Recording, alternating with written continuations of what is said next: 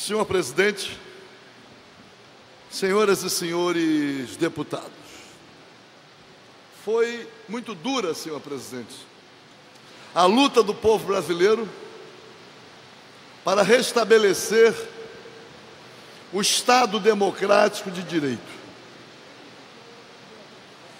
E o Estado democrático de direito tem como seu principal pilar a Constituição, o respeito à Constituição. Obviamente que não é o que vem acontecendo no nosso país, porque exatamente a instituição que tem o dever de zelar, de ser a guardiã da Constituição, que é o Supremo Tribunal Federal, não tem sido rigoroso na observância do texto constitucional. O Supremo Tribunal Federal não é Assembleia Constituinte. Os ministros do Supremo não têm o chamado poder legislativo. Não está na Constituição o deferimento de competência ao Supremo Tribunal Federal, aos seus integrantes, aos seus ministros, para que eles escrevam uma outra Constituição. Eles devem zelar pela Constituição. Eles devem fazer respeitar a Constituição.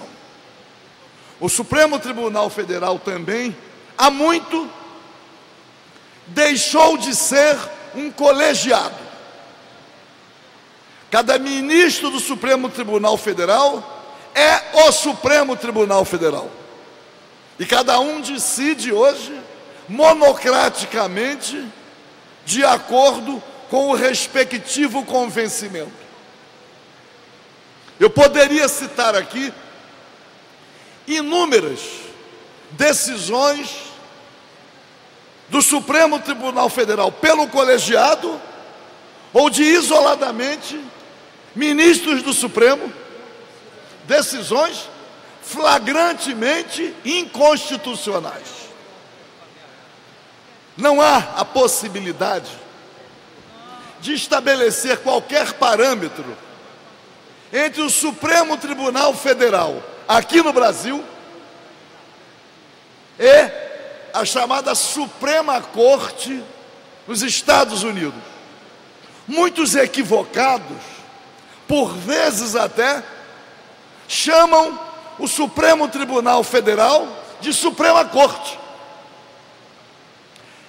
É uma denominação descabida, indevida, porque nos Estados Unidos da América do Norte, a Constituição não observa o que é observado por nossa Constituição. E a Suprema Corte tem poderes legisladores e o faz, legisla. Quando eles dizem a Constituição dos Estados Unidos tem 200 milhões de anos, claro, mas a Suprema Corte tem competência concorrente com o poder legislativo nos Estados Unidos. Aliás, a federação nos Estados Unidos está fundamentada em outras normas. Os Estados-membros têm muito mais autonomia para criar as suas próprias normas, muito mais, do que as unidades da federação aqui no Brasil. Então, para aqueles que tentam demonstrar erudição, aqueles que procuram de alguma forma copiar modelos. Aqui no Brasil não existe Suprema Corte. Aqui existe o Supremo Tribunal Federal. E o Supremo Tribunal Federal, reitero, há muito deixou de ser um colegiado. As decisões agora dependem da visão de cada um, decidindo monocraticamente. Não sei se a expressão segurança jurídica, se essa expressão pode ser acolhida hoje pelo povo brasileiro. Nós temos hoje situações curiosas. Deputados federais, senadores, no regime semiaberto, condenados criminalmente no regime semiaberto. De dia é senador ou deputado federal e à noite é recolhido ao presídio. Há pouco tempo atrás, antes da eleição, o Supremo Tribunal Federal, sem ter competência para tal, cassou o mandato de um deputado federal. Declarou a perda da função. E o presidente da Câmara reúne a mesa diretora em sua casa e declara a perda do mandato, sem submeter à apreciação do plenário da Câmara dos Deputados. Como o deputado federal já representava uma figura completamente execrável e execrada, não houve nenhuma reação, sequer virou escândalo. Mas o Supremo Tribunal Federal não tem competência para cassar mandatos, qualquer que seja o deputado ou o senador, não tem competência, mas o fez. Então nós estamos começando a conviver com um Estado democrático de direito assustador. E aí tivemos as eleições gerais. Eleições gerais.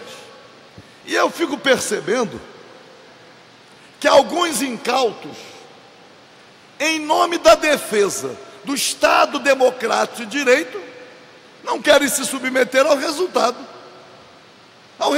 da eleição. A Constituição não prevê terceiro turno. Esta figura não existe. Os eleitos, o presidente da República, principalmente, e o governador dos estados, os eleitos, eles foram eleitos para governar. E vão formando o seu secretariado, o seu ministério. E qual a razão da insurgência até de partidos políticos? Se nós defendemos o Estado democrático de direito, nós temos que respeitar o resultado das eleições.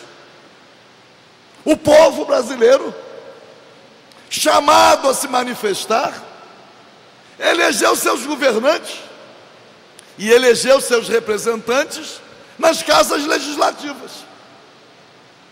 Os governantes foram eleitos para governar. Eu vejo assim: já estarei na oposição. O governante ainda nem propôs nada, ainda não assumiu o governo, não assumiu e, portanto, ainda não começou a governar. Mas nós temos, este sim, um presidente da República que não tem legitimidade. Não tem legitimidade, que sem nenhuma dúvida, mesmo com o argumento de que as instituições estão funcionando e que a Constituição foi respeitada, todos, a não ser o maior cínico, todos têm que admitir que houve um golpe parlamentar, que a presidente da República foi destituída, entre aspas, com a observância da Constituição. Não houve observância. A Constituição não foi respeitada. De qualquer maneira, aquele que está no exercício da presidência da República ainda não assumiu a compreensão de que o mandato dele praticamente já se esgotou. E o presidente eleito não pode. Seria uma desfaçatez muito grande fazer qualquer acordo com o presidente em exercício para agilizar a apreciação de determinadas matérias, ainda com o argumento completamente absurdo de que algumas providências amargas devem ser tomadas agora, para que o futuro presidente, ao assumir a presidência, não tenha que adotá-las. Ora, é de uma agressão ao sentimento maior do povo brasileiro.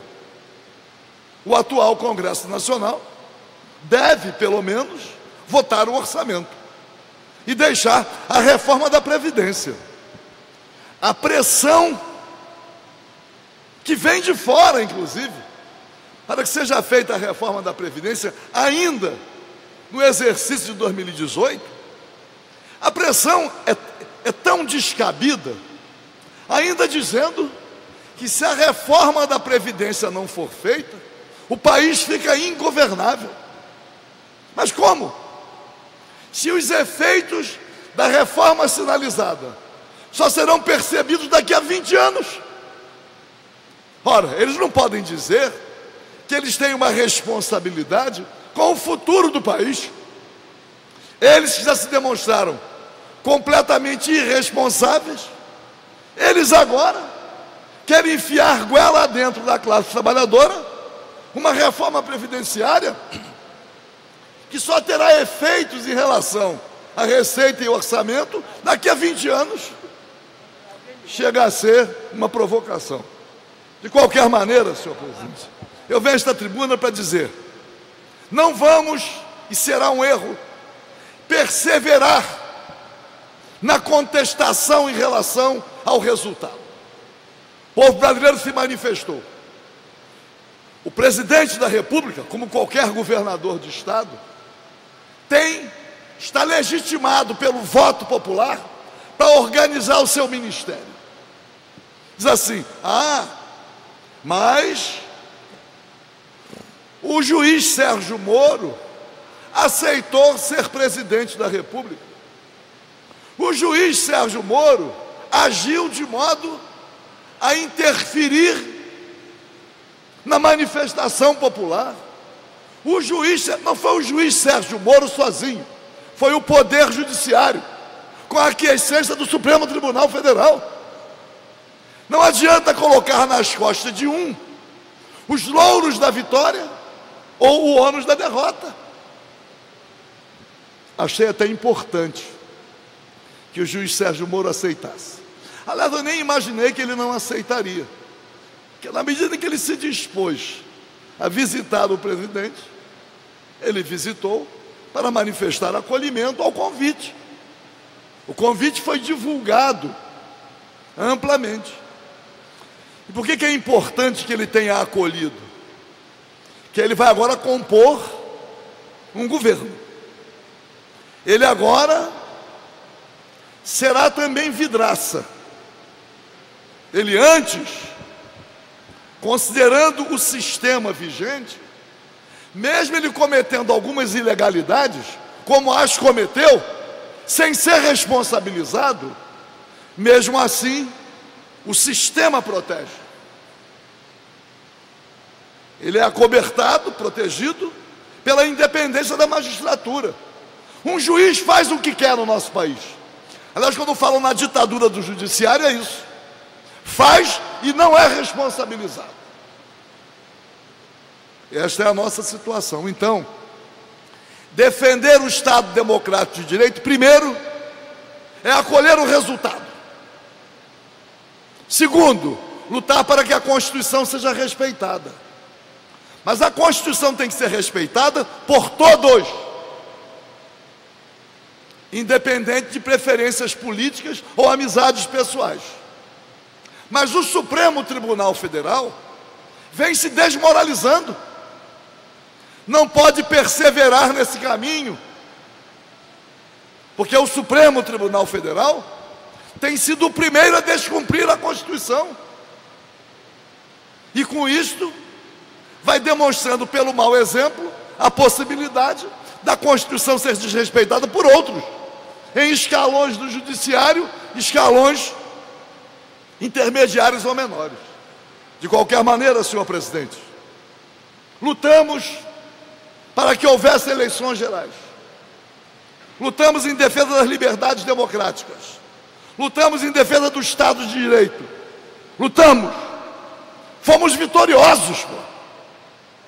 Nós não podemos atribuir aos derrotados,